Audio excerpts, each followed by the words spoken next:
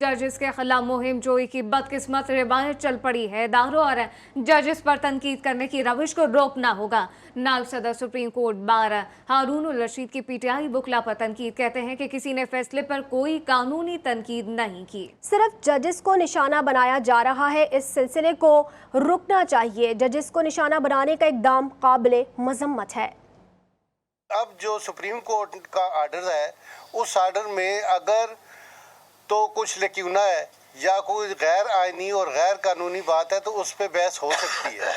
अब supreme court के जजेस के खिलाफ हमारे सीनियर वकला उठ के ये खड़े हों और ये कह दें कि जी जज फलां है।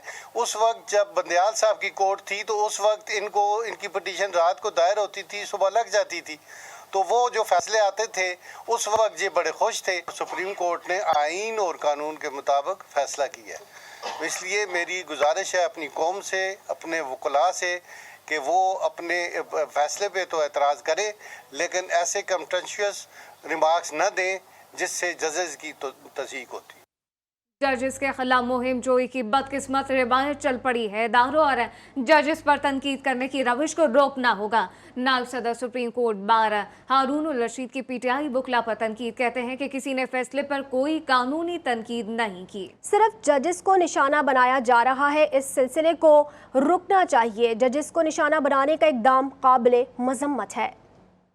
अब जो सुप्रीम कोर्ट का आर्डर है, उस आर्डर में अगर तो कुछ लकीना है या कोई गैर आइनी और गैर कानूनी बात है तो उस पर बहस हो सकती है। अब सुप्रीम कोर्ट के जजेस के खिलाफ हमारे सीनियर वकला उठ के ये खड़े हों और ये कह दें कि जी जज फलां है। उस वक्त जब बंदयाल साहब की कोर्ट थी तो उस वक्त इनकी पिटीशन रात को दायर होती थी, सुबह लग जाती थी, तो वो जो फैसले आते थे उस वक्त ये बड़े खुश थे। सुप्रीम कोर्ट ने आइन और कानून के मुताबिक फैसला किया है।